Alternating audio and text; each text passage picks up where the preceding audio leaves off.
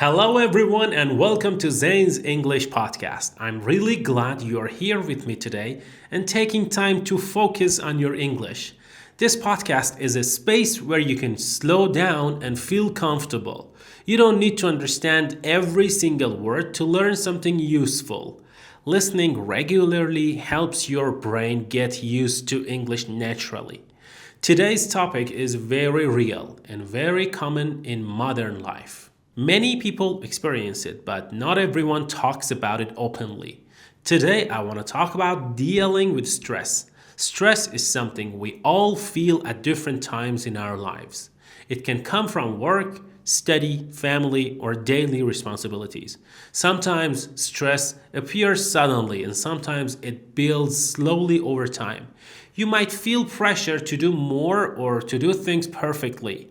When stress becomes too strong, it can affect your mood and energy. It can also affect your sleep and concentration. Understanding stress is the first step to managing it better. Talking about stress in English helps you express how you really feel. I remember a period in my life when stress felt constant. Every morning I woke up already thinking about my responsibilities. My mind was full of tasks that needed to be done. Even small problems felt heavy and difficult. I felt tired even after sleeping for many hours. At that time, I didn't realize how stressed I actually was. I thought feeling stressed was just a normal part of my life. It took time for me to understand that something needed to change. During stressful days, my routine started to change. I rushed through my mornings without enjoying them. I skipped breaks and worked for long hours. My body stayed tense. Even when I tried to relax, I noticed that I became impatient with small things. Simple situations started to feel frustrating. Stress slowly affected my attitude and emotions. It became clear that stress was controlling my day.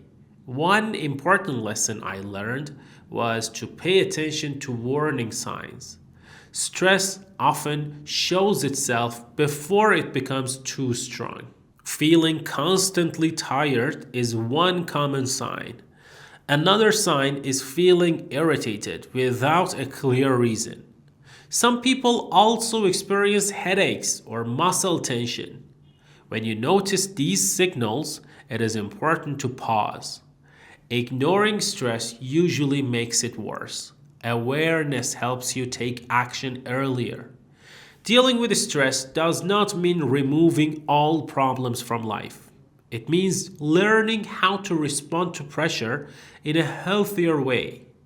One simple method is slowing down your pace. Doing one task at a time can reduce mental overload. Making realistic plans also helps lower expectations. You don't need to finish everything in one day. Progress is more important than perfection. Small steps can reduce stress over time. Another helpful way to manage stress is through daily habits. Simple routines create a sense of stability. Waking up and going to bed at regular times supports your body. Eating balanced meals helps maintain energy levels. Physical movement, even light movement, reduces tension. A short walk or stretching can improve your mood. These habits may seem small, but they have a big impact. Consistency is more important than intensity. Mental habits are just as important as physical habits.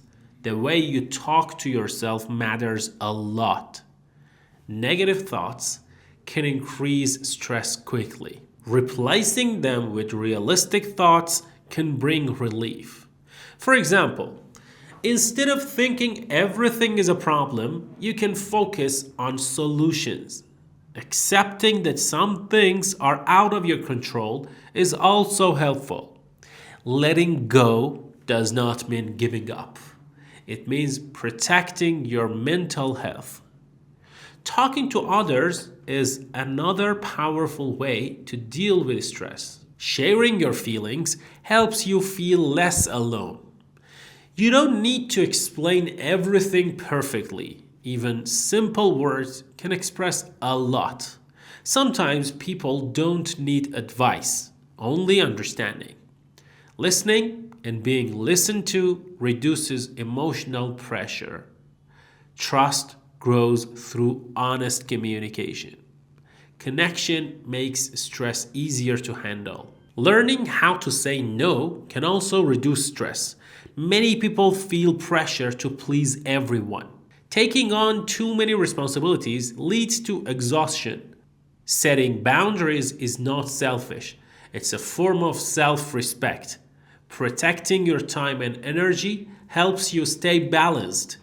When you say no to something, you say yes to your well being. Clear limits create healthier relationships. Stress often feels stronger when we don't rest properly. Rest is not a reward for finishing everything. It's a basic need for your body and mind. Short breaks during the day can prevent burnout. Quiet moments allow your nervous system to relax. Sleep plays a major role in stress management. Quality rest improves focus and emotional control. Without rest, stress becomes harder to manage. Over time, learning to deal with stress builds resilience. Resilience means recovering more easily from difficult situations. Life will always include challenges and pressure. The goal is not to avoid stress completely. The goal is to respond calmly and wisely. Each stressful experience can teach you something. Growth often comes from discomfort. With practice, stress becomes less overwhelming. Now I want you to think about your own stress. Think about what situations cause tension in your life. Notice how your body reacts during stressful moments. Awareness is the first step toward change. You can start with one small habit today. It could be resting more or speaking more kindly to yourself. Change does not happen overnight. Patience is part of the process. Talking about stress in English is also a useful skill. It helps you explain how you feel at work or with friends. Simple sentences can express complex emotions. You don't need advanced vocabulary to be understood.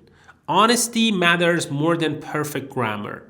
Practicing these topics builds confidence in real conversations. Language becomes meaningful when it reflects real life. Stress is part of that reality. Thank you for spending this time with me on Zane's English Podcast. I hope today's episode helped you feel understood and supported. Remember that stress does not define who you are. It is an experience, not an identity. Take care of yourself and move at your own pace. If you found this episode helpful, please like and subscribe. Your support helps this podcast reach more learners. I'll see you in the next episode.